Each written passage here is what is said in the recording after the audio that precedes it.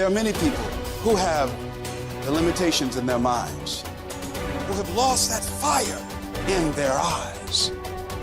You aren't given any breaks in life. You make them for yourself. We are all being tested in life. And how you face that test determines the rest of your life. There's a lot of times where I don't know how I'm gonna move forward, but I ask myself one question: can you take another step?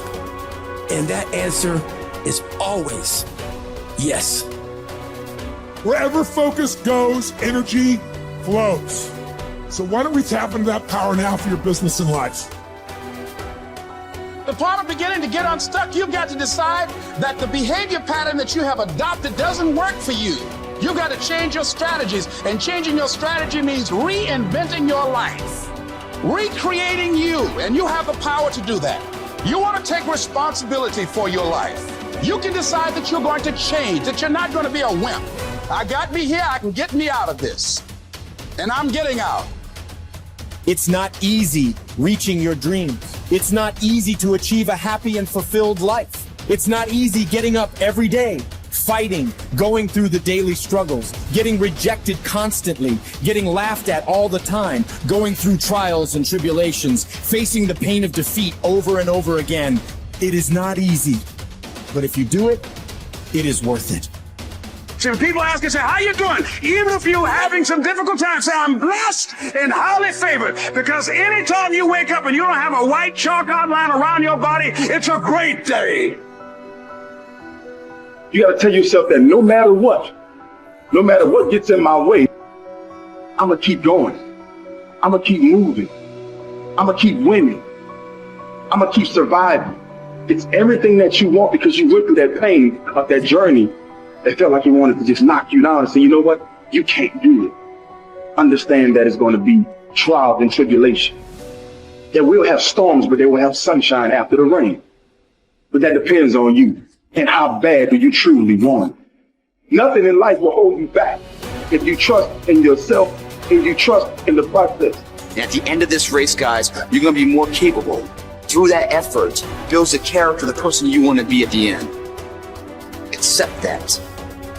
And so I say to you, it's possible you can live your dream. If it's becoming a diamond, if it's having more, it's achieving more, it's possible you can live your dream. It's necessary that you have a plan of action, that you're resilient, that you stick to, that you have the vision and never give it up, that you become creative and relentless and keep on coming back again and again and again, and that it's you that you got to take personal responsibility to make it happen. And when life knocks you down, jump back up and say, it's not over until I win.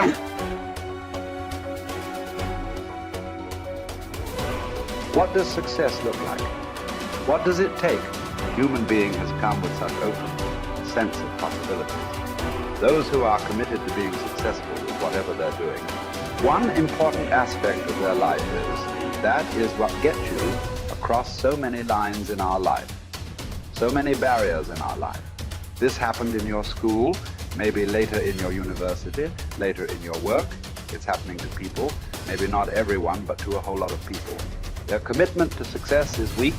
They want to succeed. They will take 3 steps. Then something little interesting happens here. They will go away here. They will go away there. They will go away there. Hey, I want to live. Their commitment to success is weak. Either situations around them in some way, situations can impede you from doing what you're doing very easily. Many times it happens to everyone. But when this happens, people weaken their commitment for their success. Maybe physically they'll feel a little weak. They will weaken their commitment to success. Maybe their emotions slosh around a little bit. They will weaken their commitment to success. So our commitment to success should not weaken because there is social drama going on, or physiological drama, or psychological drama.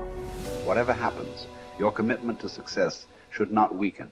That is what gets you across so many lines in our life, so many barriers in our life. So what does success look like? What does it take? Those who have been very successful, either in music, sport, art, business, spiritual process, doesn't matter what. Those people never know when they ate, when they slept, when they got afternoon rest. I have not seen such a thing in my life. So those who are committed to being successful with whatever they're doing, one important aspect of their life is they're not settling down where it's comfortable. Because comfort will happen when they lower you to the grave very comfortable. Have you seen how comfortable they are? Once they're dead, if you throw them there also, they're comfortable. If you lower them, they're comfortable. Right now, it's about ensuring that there is profoundness of experience and there is impactfulness of activity. Because if they had given you a limitless amount of time, you could do all those things, nothing wrong.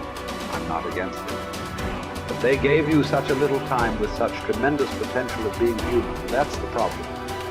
If creation had made you like an earthworm, I'm not saying there's anything wrong with an earthworm. It is just that it's a unipolar potential. It can only do that much. An earthworm is not thinking of climbing a tree because it knows it'll be picked up by the birds. It never has such aspirations. It just wants to recycle the earth. You know, it is beneficial to so many other lives, including us, but its objective is very clear: to eat and to reproduce and to die. Very clear objective. That purpose to fulfill, he strives. I don't think he sleeps in the afternoon. I don't think so, because many afternoons I've seen earthworms. They were all vigorously active, but a human being came with too many potentials. Because of that, it needs a certain level of striving for a human being to forget about the world, to consider yourself successful. If your idea of success is you're doing little better than your neighbor, I call that sickness. That is not success. You are happy that your neighbor is worse than you. Is this sickness or success? It is sickness. But in some way, you feel fulfilled with what you're doing. Let's consider that as success for now. It doesn't matter whether you're better than somebody or worse than somebody. That question should not even come up in your mind. But in some way, you feel you're using yourself fully, and there's a certain sense of fulfillment in your activity. Well, if you're capable of just closing your eyes and simply sitting without any activity, that's fantastic. But you cannot do that. You cannot do that right now. In the states that you are, you can't simply close your eyes and become still. Instead of being busy, you will become preoccupied. That doesn't mean you're improving, that means you're regressing in some way. The problem about this success is people always making judgments. I did this, I did that, maybe this didn't work, maybe this is a mistake, that's a mistake. There's no such thing in life.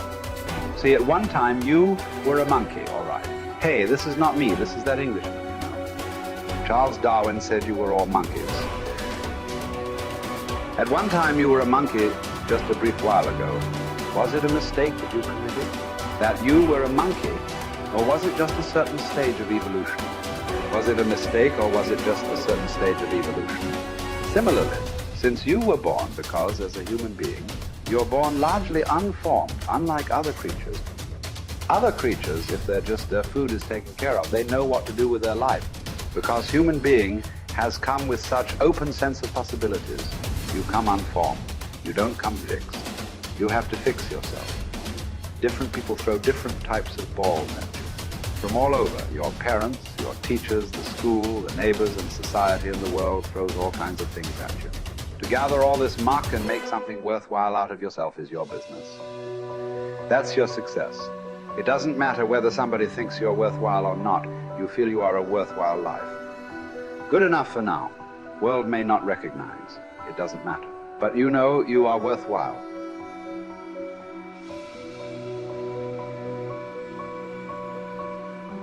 It's hard to say what the soul means metaphysically because, say beyond the confines of a single human being, we do have this sense that the soul can expand itself into something that's greater than it has been. It has this capacity for growth.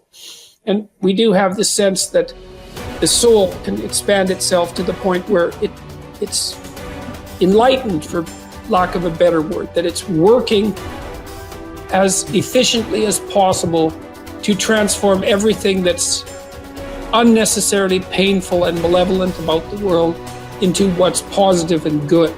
And that it does that as a consequence of confronting the world with courage and truth. And I think that's right.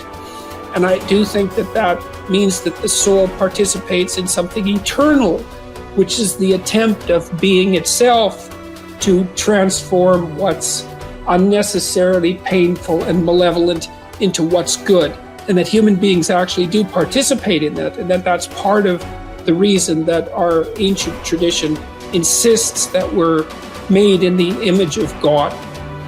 And I think that it's a mistake to underestimate the importance of that, because I don't think that you can live a life of sufficient profundity to protect yourself from being corrupted by suffering and malevolence without adopting a responsibility that's commensurate with that set of ideas.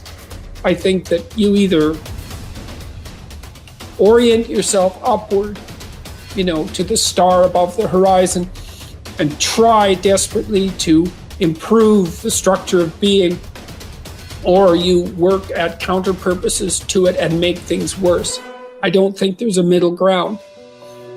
In fact, to the degree there is a middle ground, it tilts towards the negative, because people who try to occupy the middle ground generally try to accrue the benefit, let's say, without adopting any of the risk. And that's not acceptable, not helpful. So that's a soul to me.